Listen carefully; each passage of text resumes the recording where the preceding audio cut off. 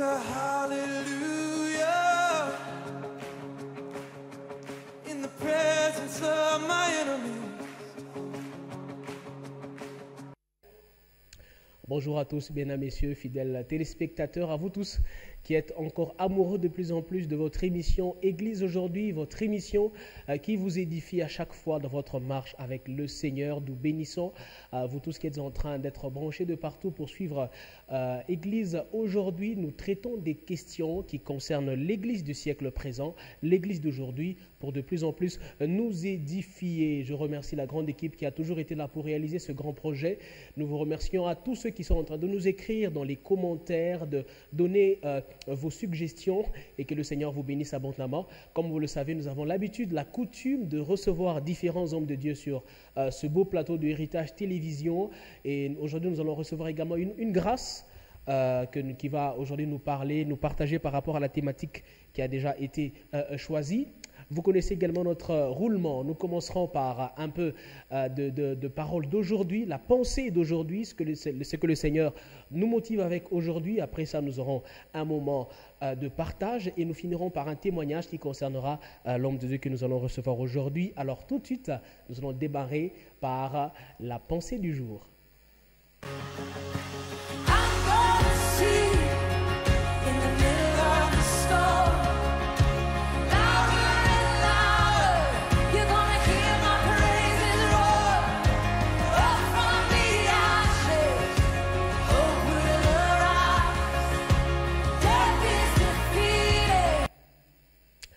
Et c'est la pensée du jour, mesdames, messieurs, fidèles téléspectateurs, que le Seigneur nous bénisse encore abondamment. La pensée du jour va nous être balancée de l'autre côté. Nous allons tous regarder. Nous sommes dans le livre de Jean, chapitre 3, verset 3. Jean 3, 3. La parole de Dieu déclare, « Jésus répondit, en vérité, je te le dis, si un homme ne naît d'eau et d'esprit, il ne peut entrer dans le royaume de Dieu. » Jésus répondit, en vérité, je te le dis, si un homme ne naît d'eau et d'esprit, il ne peut entrer dans le royaume de Dieu. Parole du Seigneur, je vais recevoir l'homme de Dieu avec qui nous allons devoir échanger sur ça, le pasteur Riggen Alberto. Bonjour. Bonjour, bien-aimé homme frère. Vous allez bien? Oui, ça va très bien, Dieu nous fait grâce, je ne sais pas de votre côté. Ah, Dieu également nous fait ses faveurs, surtout parce que vous êtes avec nous aujourd'hui.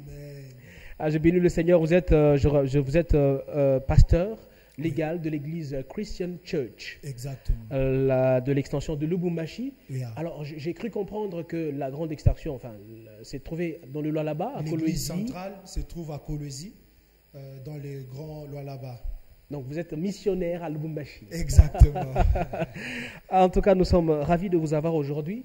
Nous avons l'habitude de varier, n'est-ce pas, dans les hommes de Dieu, de toutes les tendances, de toutes les couleurs possibles, histoire de parler par rapport à la parole du Seigneur. Alors, notre pensée du jour, déjà, pour commencer avec ça, vous l'avez lu, je crois que c'est dans Jean chapitre 3, le verset 6. Jésus répondit, en vérité, je te le dis, si un homme ne naît d'eau et d'esprit, il ne peut entrer dans le royaume de Dieu. Alors, comment pouvons-nous comprendre la pensée qui est derrière ce verset? Exactement. Nous sommes dans un passage Justement. où Christ est en train de discuter, je crois, lorsqu'on commence un peu plus haut. Oui. Christ est en train de discuter avec un docteur de la loi, Oui, Nicodème. oui. C'est un monsieur qui maîtrise toute la loi. Justement. Mais il y a une chose que le monsieur ne maîtrise pas. C'est des choses spirituelles. Nicodème vient voir Jésus pour poser quelques questions. Et partant de ces questions, Jésus ramène Nicodème vers un schéma très simple. Jésus veut faire voir à Nicodème comment naître de nouveau, comment être enfant de Dieu. Dans leurs échanges, Jésus dit à Nicodème, si un homme ne naît pas de nouveau, il n'entrera pas dans le royaume des cieux. Cette question dérange Nicodème. Nicodème demande au maître, il dit, mais maître, si déjà un homme comme moi là, je suis déjà né, justement, je dois rentrer dans le ventre de ma mère pour aller au ciel. Alors que Jésus, pour finir, Jésus conclut par ces schémas ici. Jésus répond en disant, en vérité, je te le dis, si un homme n'est né d'eau et d'esprit, il ne peut entrer dans le royaume des cieux. Là, Jésus-Christ était en train de parler du baptême d'eau et du baptême du Saint-Esprit. Et déjà, on ne peut pas recevoir le baptême d'eau sans avoir reçu la personne de Christ. En d'autres termes, Jésus-Christ voulait tout simplement dire, pour entrer dans le royaume des cieux, il faut recevoir Jésus-Christ comme Seigneur et Sauveur. Alors, est-ce que ce verset, on peut le comprendre également comme étant le fondement même de la foi chrétienne, le fondement même, la nouvelle naissance? Exactement. Exactement, ce verset parle même de la nouvelle naissance. Ce verset est en train de montrer le chemin en fait. Dans la parole de Dieu, il est dit, c'est Jésus qui déclare, il dit, je suis le chemin, la vérité et la vie. Il faudrait qu'on fasse une différence. Jésus ne dit pas que j'ai le chemin, j'ai la vérité ou j'ai la vie. Jésus dit, je suis le chemin. Ça veut dire, le chemin n'est pas un endroit, mais le chemin est une personne. La vérité n'est pas une chose, mais la vérité est une personne. Et dans ces contextes ici, Jésus veut tout simplement faire comprendre à Nicodème que quiconque ne reçoit pas Christ, le Fils unique, n'entre pas dans le royaume des cieux. N'entre pas dans le royaume des cieux. Ah là là là là. Si un homme ne naît d'eau et d'esprit, il ne peut entrer dans le royaume de Dieu. Donc, il faut obligatoirement naître d'eau et d'esprit. Exactement. Il faut naître d'eau. Parce que j'ai suivi quelque part après, dans la lecture, c'était que ce qui est né de la chair est chair, exact. Et ce qui est né de l'esprit est esprit. Et d'esprit. Comment on comprend les deux? Ok. Déjà, nous sommes dans Genèse. D'accord. Si on veut comprendre ces vérités, nous devons retourner à la racine même de ces choses. Okay. Nous sommes dans Genèse chapitre 1er, le verset 26, jusqu'au verset 27. Justement. Nous sommes là lors de la création. Lorsque Dieu veut créer l'homme, la Bible est en train de dire, puis Dieu dit, faisons l'homme à notre image et selon notre ressemblance.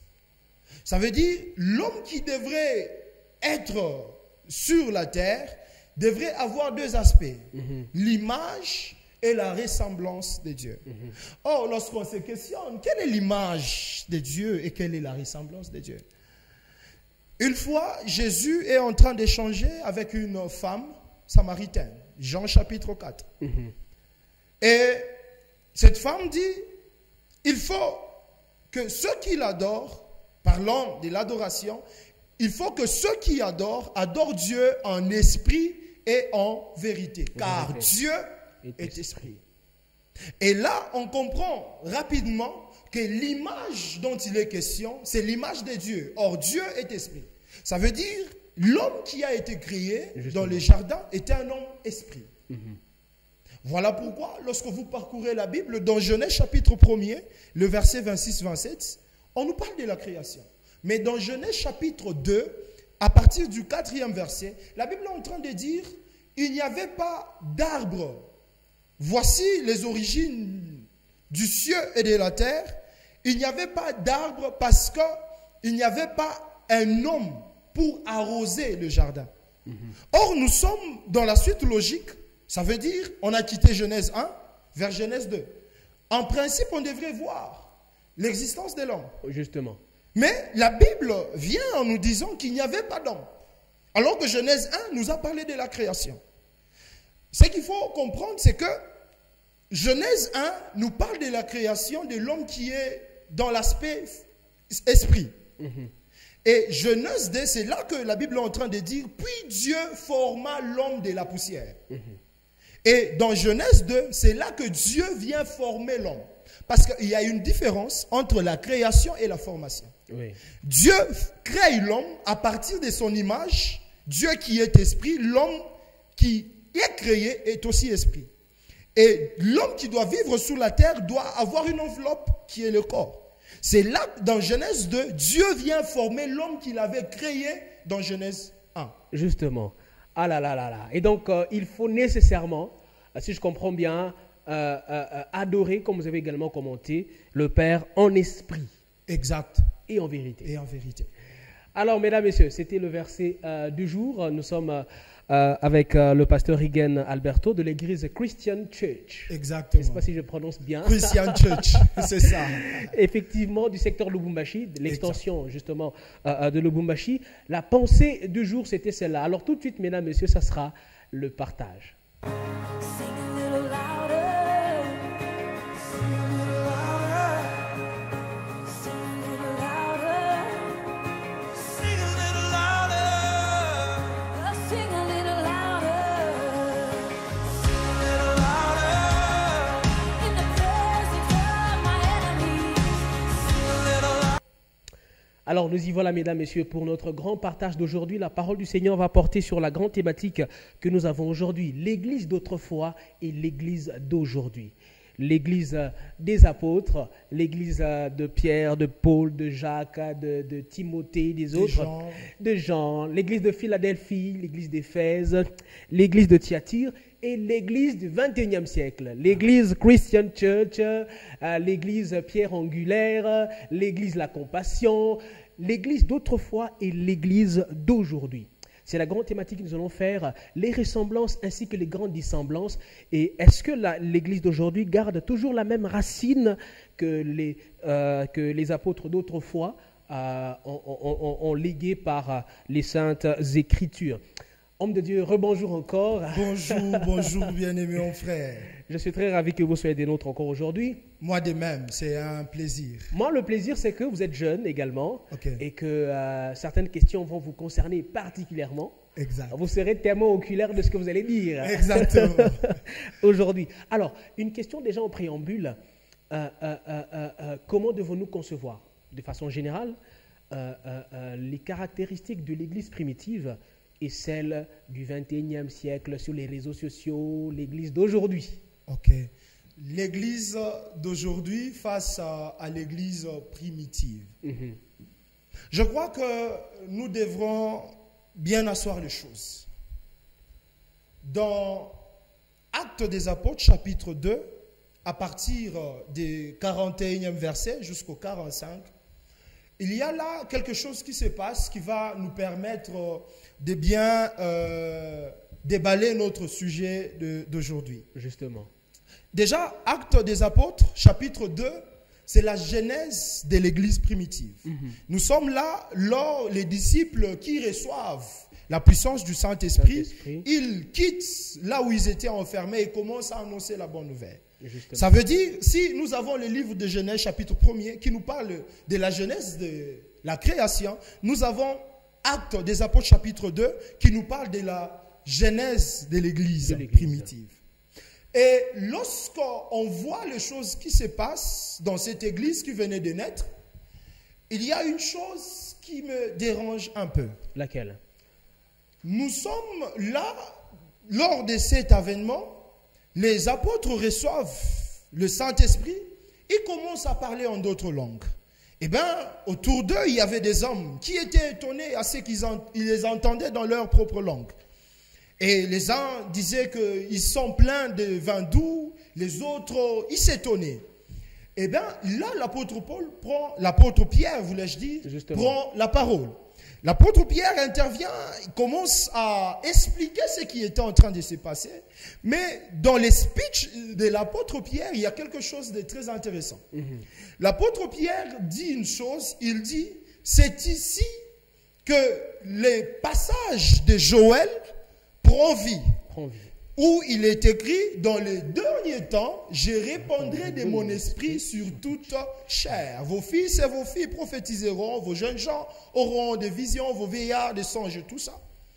Eh bien, ce qui m'intrigue, c'est que nous sommes à la genèse de l'église primitive, mais l'apôtre Pierre dit, c'est ici les temps que le prophète Joël a dit, au dernier temps, je répandrai de mon esprit. Okay.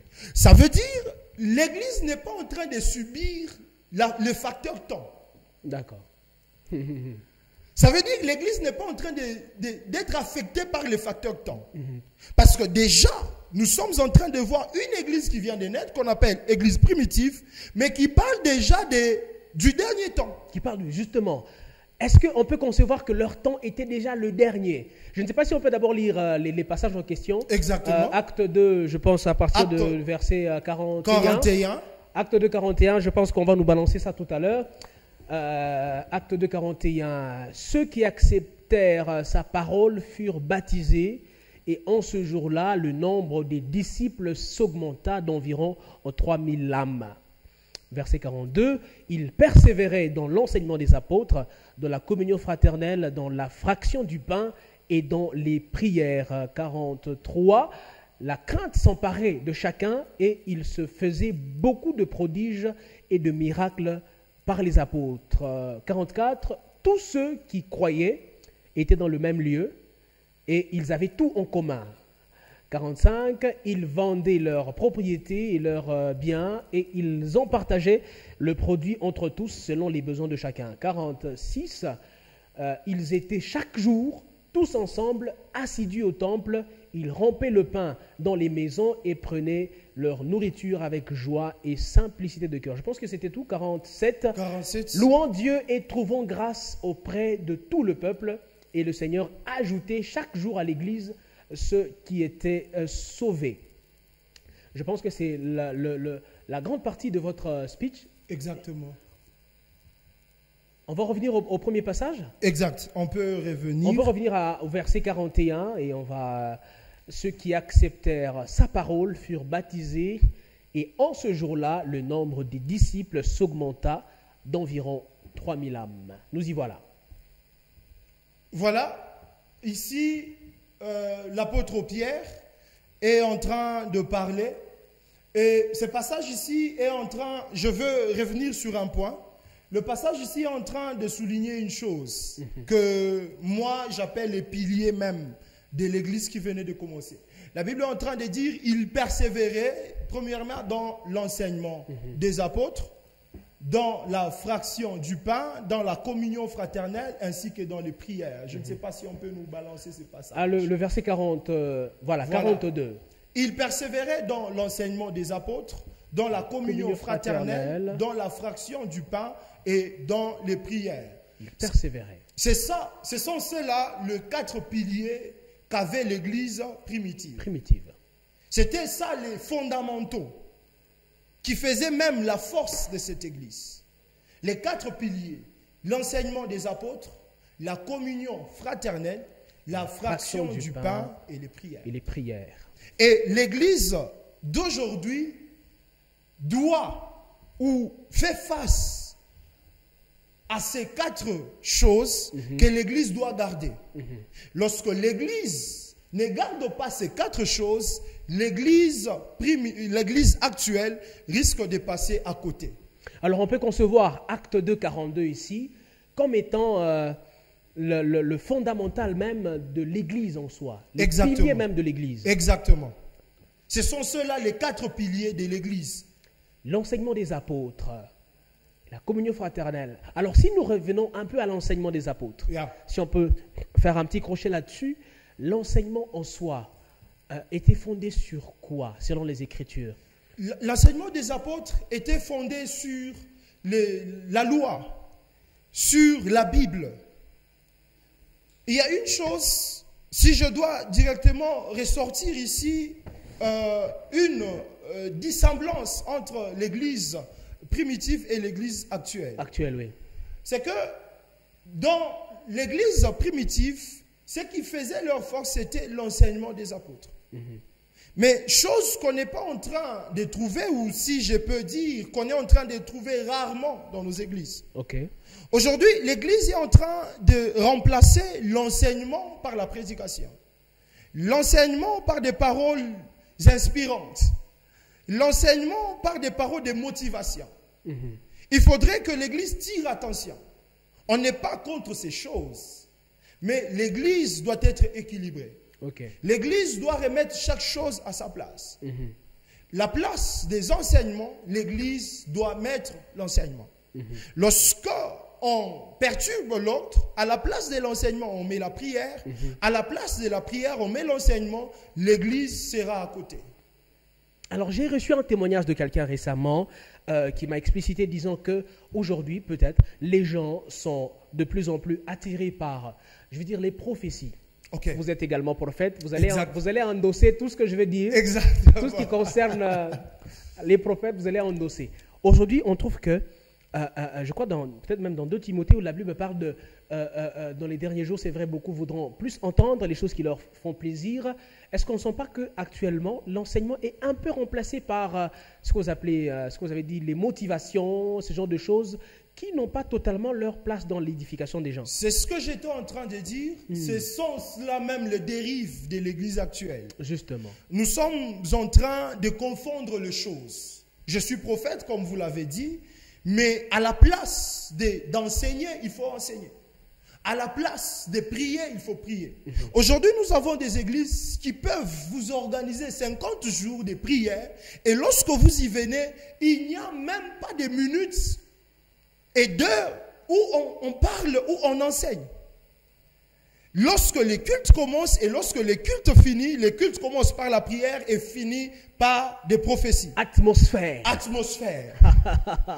Nous sommes là dans la quête des atmosphères. Atmosphère. Exactement. Donc, l'église d'aujourd'hui doit revenir. Nous avons énuméré les fondamentaux. Doit revenir aux fondamentaux. L'enseignement des apôtres. C'est très important. Très important. Oui. On ne doit pas remplacer les enseignements par la prophétie. On ne doit pas remplacer les enseignements par la prière.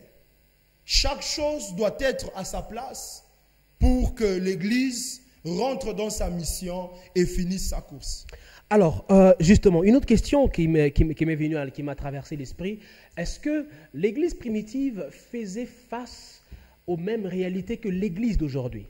Par exemple, c'est vrai, les épîtres aux Corinthiens, aux Thessaloniciens, l'Église primitive n'a pas fait face aux grands géants actuels tels que les réseaux sociaux, tels que TikTok, tels que je ne sais pas quoi, et qui aussi ont eu une certaine influence sur l'Église. Okay. L'Église primitive n'a peut-être pas connu le degré de certaines choses qu'aujourd'hui l'Église d'aujourd'hui est censée affronter, mais que nos pères eux-mêmes, nos prédécesseurs, n'ont peut-être pas affronté forcément. Peut-être eux, c'était juste la guerre, fuir, on veut les tuer, ils veulent aller.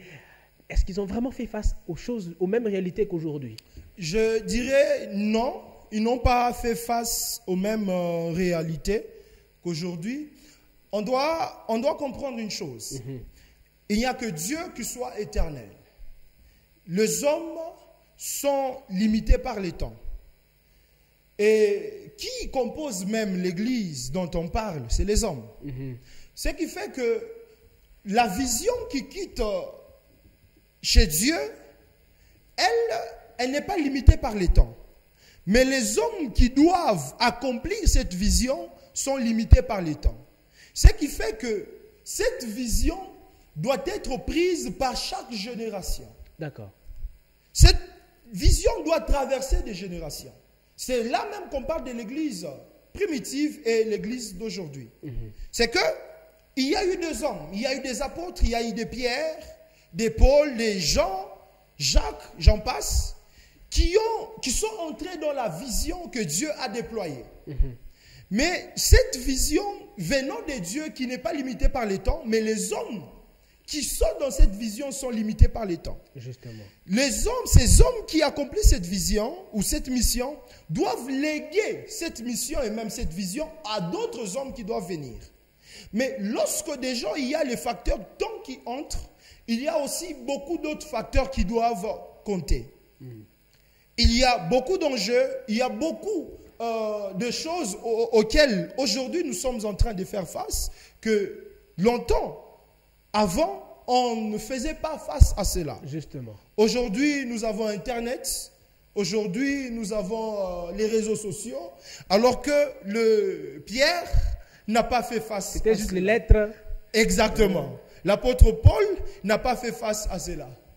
L'apôtre Paul n'a pas annoncé l'évangile avec une veste comme moi là. C'est parmi aussi les choses Justement. qui sont venues après. Et chaque chose qui vient avec le temps amène aussi certains challenges, certains dilemmes que chaque génération qui vient doit vaincre ou doit surmonter pour que l'Église reste Église. Alors, pasteur Alberto, dites-nous, bon, qu'avons-nous alors en commun avec ceux qui nous ont légué les Saintes Écritures?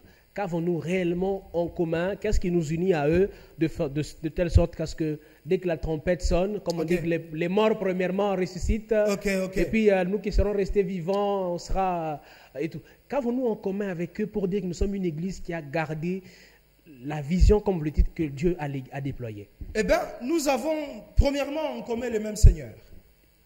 Ah, Nous déjà avons ça. déjà ça. C'est déjà ça. Nous avons en commun les mêmes Seigneurs. Ils ont cru au Seigneur Jésus-Christ. Nous également, nous avons cru au Seigneur Jésus-Christ. Ils ont reçu la puissance de Dieu, le Saint-Esprit. Nous également, nous sommes en train de marcher avec le Saint-Esprit.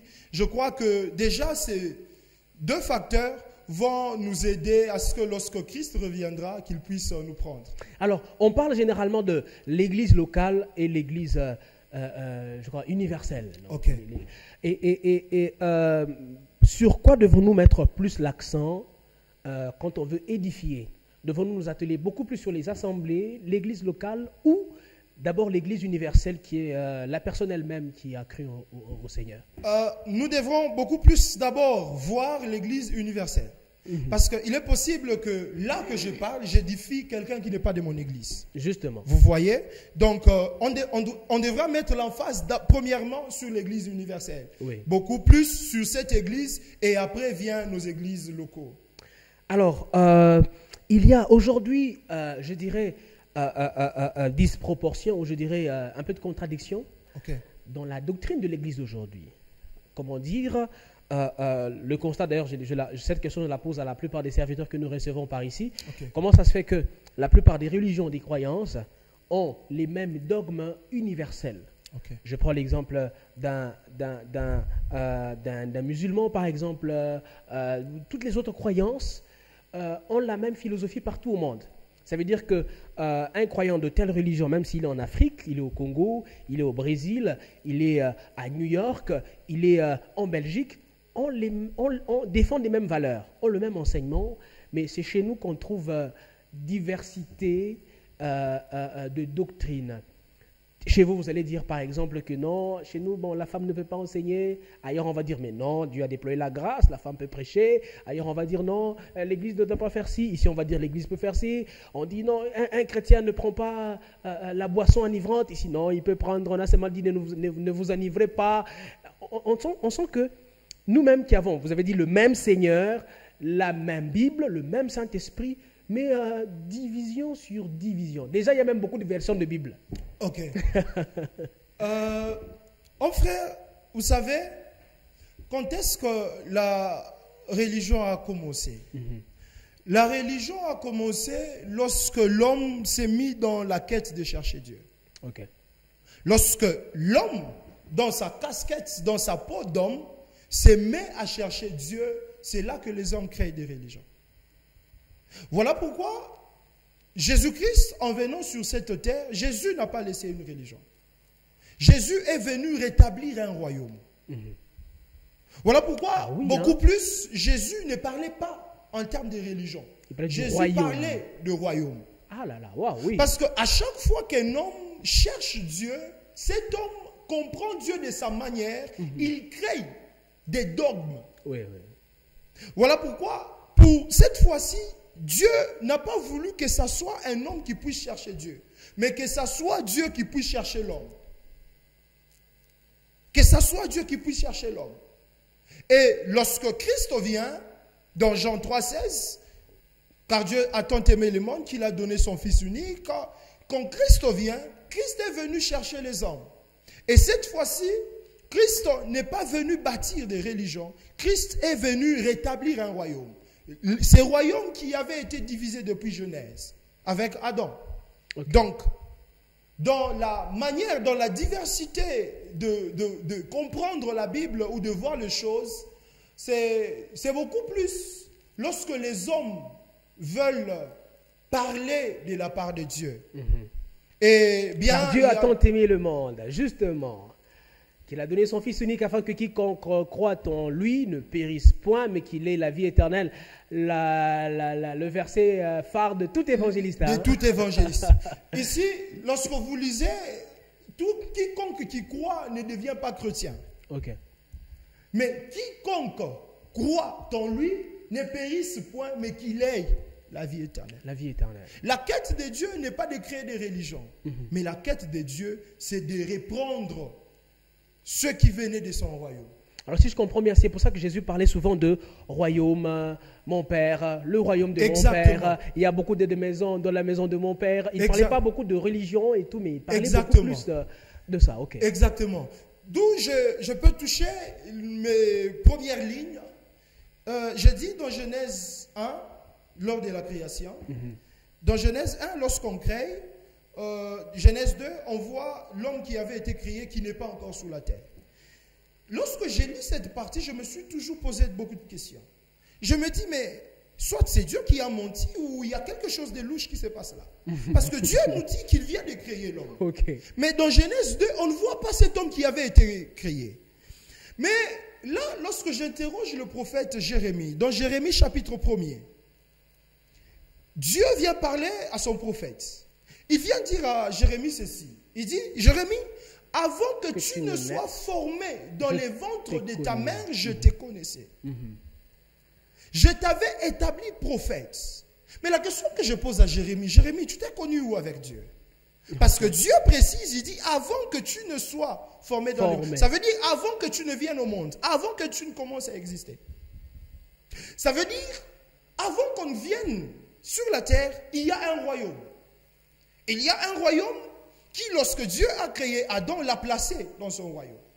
Et dans Genèse 2, lors de la formation, Dieu devrait déplacer juste l'homme qu'il avait créé et qu'il avait établi dans son royaume pour les placer sur la terre. Okay. Et lorsque Adam est déchu, il y a division des royaumes. C'est comme ça qu'on doit comprendre que ici, il n'y a pas un problème de religion, mais il y a un problème de royaume. Ok. Il n'y a pas un problème de religion, il y a un problème de royaume. Lorsque Adam n'est plus dans les jardins, Adam a connu cette séparation. Justement. Il n'est plus habitant de ces royaumes. C'est comme ça, lorsque Christ vient rétablir son royaume. Et la première fois que les disciples demandent à Christ de les apprendre comment prier, vous n'avez qu'à voir comment est-ce que Christ réforme sa prière. Notre Dieu qui est aux cieux, que ton nom soit sanctifié, que ta volonté vienne, que dis-je, notre Dieu qui est aux cieux, notre Père qui est aux cieux, que ton nom soit sanctifié, que ton règne vienne. On ne peut pas parler du règne sans parler du royaume. À chaque fois qu'on doit parler du règne, on doit voir le royaume. Le roi. Exactement. Alors, ma question, parce que là, c'est quand même encore plus profond. Je voulais dire, mais si nous constatons tout ce qui se vit aujourd'hui, est-ce que ce n'est pas justement l'accomplissement, je dirais, d'une prophétie que le Seigneur a laissée lui-même, quelque part dans Matthieu, je crois, où on parle de celui qui a sémé, et puis le voleur pendant la nuit est venu s'aimer, et puis il a dit, il va laissez-les croître ensemble jusqu'à la moisson. Est-ce que ce n'est pas ce qu'on est en train de vivre, différence des royaumes et tout, mais Jésus a dit, bon, laissez-les croître ensemble jusqu'à la moisson. Jusqu'à la moisson, exactement, c'est ça. Le travail de l'ennemi, c'est de venir s'aimer le trouble, de venir s'aimer la confusion entre ces deux royaumes, le royaume des lumières et le royaume des ténèbres. Mais Christ lui-même a dit, laissez-les croître. C'est à la maturation qu'on voit la différence de ces deux personnes appartenant à ces deux royaumes. C'est là que Galates, ou l'apôtre Paul, est en train de nous parler des fruits de l'esprit. Parce que il y a une chose. Jean chapitre 3, c'est Dieu qui donne Christ. Actes des apôtres chapitre 2, c'est Christ qui donne le Saint-Esprit. Et Galates nous fait voir les choses aussi que le Saint-Esprit donne. Okay. Vous voyez? Justement. Donc, lorsqu'on s'est dit enfant de Dieu, non seulement qu'on a accepté Christ, on doit aussi recevoir les dons de Christ. Donc l'échelle est que le Père a donné le Fils a donné le Saint-Esprit, et le Saint-Esprit a donné le fruit de l'Esprit. Justement. Donc lorsqu'on se déclare enfant de Dieu, ça veut dire qu'on a accepté premièrement les dons de Dieu, mais on ne peut pas accepter les dons sans accepter les donateurs. Ça veut dire qu'on reconnaît qu'il y a un Dieu qui a donné un Fils et que le Fils a donné à son tour le Saint-Esprit. Justement. Donc, dans les deux royaumes, on différencie ces deux royaumes à la maturation, par ce que chacun d'eux donne comme œuvre. Alors, Pasteur Regan, dites-nous, bon, dans nos échanges aujourd'hui, on voit diversité de dons et tout par rapport à l'Église. Ok. Mais qu'en est-il des dons? Parce que j'ai lu quelque part, aussi vous allez peut-être commenter, que les dons sont donnés à l'Église, comme vous venez de le dire. Le Seigneur qui donne des dons sont donnés à l'Église, il a fait les uns comme apôtres, comme docteurs et tout et tout. Et ça forme un corps, je pense. Vous appelez ça corps de Christ? Corps de Christ. Ok. Alors, qu'en est-il d'un membre peut-être qui se détache? Je suis Eli Bankala, je m'en vais, voilà, Dieu m'a parlé, Dieu m'a ouvert. Eli Bankala Ministry commence, je deviens une assemblée qui n'a que le don. Le corps entier n'est plus là, la main seule commence à faire tout. Okay. Est-ce que c'est aussi biblique, homme de Dieu? Honnêtement d'abord. Hein? Ce n'est pas biblique. Ce n'est pas biblique. Déjà, la différence entre les dons de l'Esprit et les dons de Dieu, c'est que les dons de Dieu est pour quiconque croit. Ça veut dire que c'est pour tout le monde. Mais les dons de l'Esprit, c'est uniquement pour tout celui qui a accepté les dons de Dieu. Ok. Ça veut dire que Christ a été donné pour le monde. Mais le Saint-Esprit a été donné pour l'Église qui a accepté Christ. Ok. Vous voyez? Et dès lors qu'on fait partie du corps de Christ, on ne peut plus se détacher. Parce qu'un membre ne saurait vraiment être fort sans l'appui de l'autre. Sans l'appui de l'autre, justement. Alors, aujourd'hui, on a l'impression, on va chuter par là avant de prendre le témoignage. Okay. Aujourd'hui, j'ai constaté que sur la plupart des grandes actions organisées à gauche à droite, les grandes affiches, on vous voit, les hommes de Dieu, on sent qu'il y a plus le prophétique qui est dominant. Vous avez dit, la place de l'enseignement, c'est la place de l'enseignement. Okay. Mais on sent qu'on réunit aujourd'hui plus de monde, plus de personnes, mais avec un contenu qui n'est pas vraiment lié à l'enseignement. Okay. C'est toujours 4 soirées de feu, nuit d'impactation, atmosphère prophétique, tout ça. Et j'ai même reçu un témoignage un jour dans une église ici à Lubumbashi. Le pasteur invite joyeusement un homme de Dieu, un prophète, qui vient et puis le prophète dit, bon, vous choisissez quoi? La prophétie ou bien l'enseignement? L'église crie, la prophétie, la prophétie. Et le pasteur qui est consterné se lève et dit, mais non, comment vous pouvez dire ça? Il faut d'abord écouter l'enseignement. Est-ce qu'on ne sent pas que la tendance devient plus prophétique que fondée sur l'enseignement? C'est ma dernière question. Là, c'est le travail que les 5 ministères doivent faire. Ok. Le travail que les apôtres, les prophètes, les pasteurs et autres évangélistes doivent faire.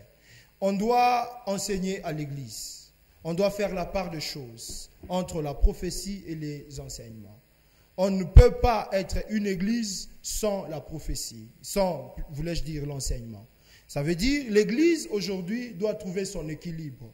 Nous devrons trouver notre équilibre à la place de l'enseignement. On donne l'enseignement, à la place de prophétie, on donne le prophétie. C'est comme ça que l'Église finira sa course. Justement. Alors, on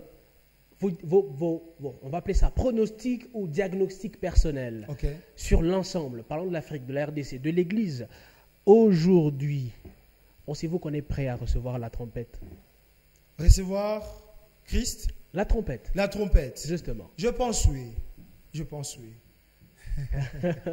Parce qu'on doit se dire la vérité. Même à l'église primitive, il y avait aussi beaucoup de problèmes. Ah, c'est vrai, hein? Il y avait aussi beaucoup de problèmes.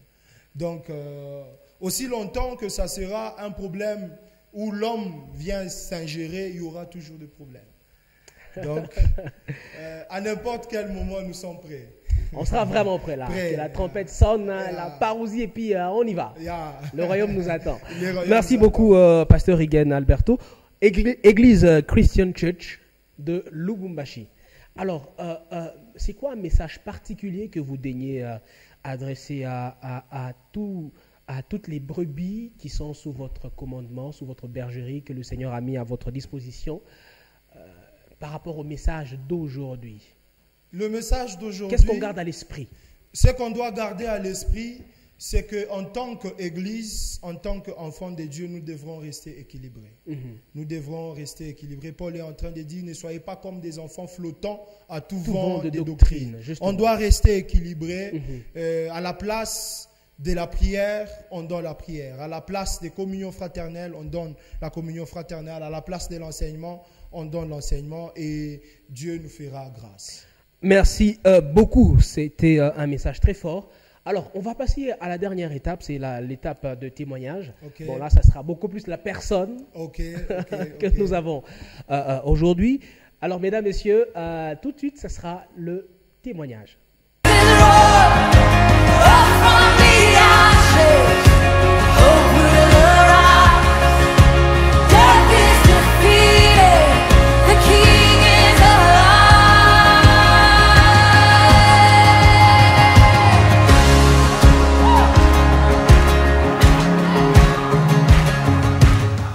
Alors, mesdames, messieurs, le témoignage d'aujourd'hui avec Pasteur Riggen Alberto de l'église Christian Church de Lubumbashi.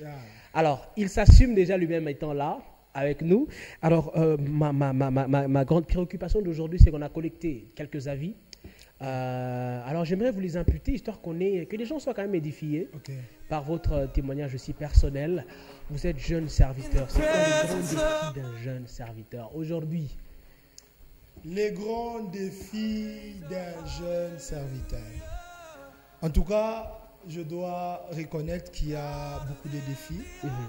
Qu'il y a beaucoup de défis que les jeunes serviteurs, auxquels les jeunes serviteurs font face. Mais je crois qu'il faut simplement arriver à surmonter les mépris.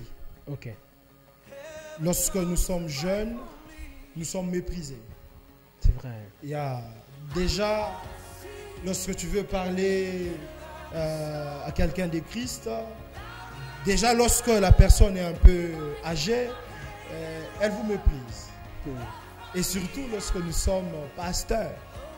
C'est pire. C'est pire. Voilà les jeunes, comment ils sont devenus. Les jeunes, comment ils sont devenus. Ils s'embrouillent là-bas, ils n'ont pas d'emploi. Ils n'ont pas d'emploi.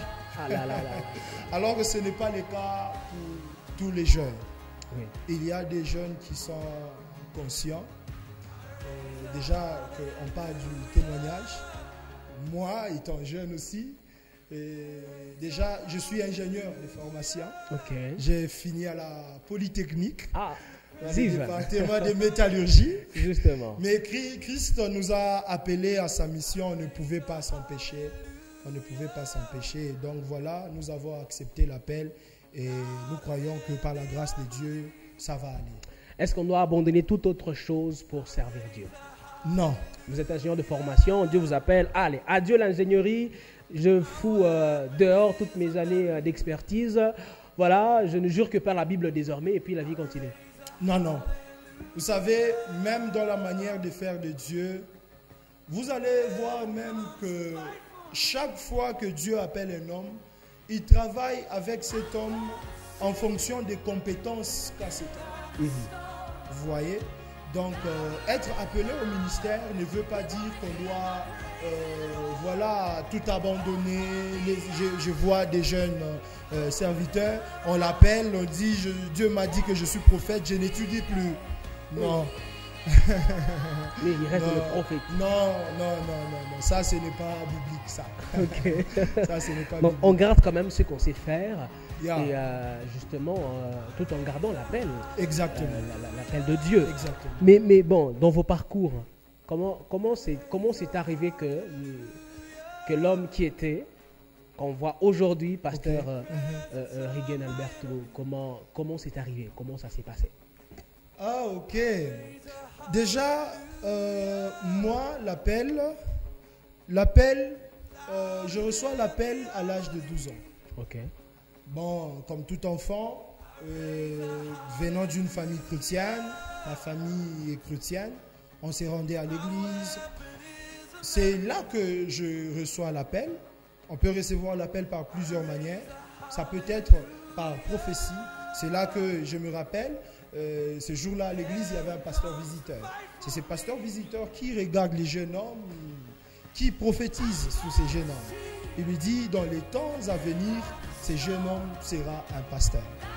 Après, mon pasteur, qui a reçu ces messages, il m'a pris de côté, il a commencé à m'encadrer. Après un moment, dans la folie de la jeunesse, nous sommes laissés aller. Apparemment, tout le monde passe par là. Passe par là en tout cas. Dans la folie de la jeunesse, nous sommes laissés aller. Justement. Jusqu'à un temps où Dieu est venu nous récupérer de là qu'on était. Et à partir de là, ça a été une nouvelle histoire avec Dieu et jusqu'à aujourd'hui. Votre mot de conclusion pour l'ensemble de la communauté chrétienne, en particulier celle de Christian Church de Lubumbashi, votre mot de la fin, votre dernier message en tant que serviteur, qu'est-ce qu'on garde à l'esprit par rapport au retour de Christ? Ce qu'on doit garder à l'esprit par rapport au retour de Christ. Vous regardez votre caméra, ils c'est sont que, là en train de vous voir. c'est que Jésus-Christ revient bientôt. Jésus-Christ revient bientôt et préparons-nous à sa rencontre. Préparons-nous à sa rencontre afin que ces jours-là, que nous ne puissions pas rater. Bien-aimé homme frère, accepte de tout rater, mais n'accepte pas de rater ces jours-là. Accepte de rater, de manquer de l'argent. Accepte de manquer le mariage. Accepte de tout manquer, mais n'accepte pas de manquer Christ. Car il revient bientôt et il ne prendra que son église. En tout cas, merci beaucoup, pasteur Rigen Alberto. J'étais ravi de vous recevoir aujourd'hui par rapport à tout ce dont on a parlé. En tout cas, le plaisir est partagé. C'est pour moi aussi un honneur de passer sur ce beau plateau et de parler de la part de Dieu. C'est pour moi un honneur. Amen. En tout cas, merci beaucoup, mesdames, messieurs. C'est la fin. Ce sera la fin complète. Église aujourd'hui, nous vous retrouverons très prochainement avec un nouveau numéro. Je dis merci à la grande équipe qui nous a accompagnés jusqu'ici. Mesdames, messieurs, à la prochaine.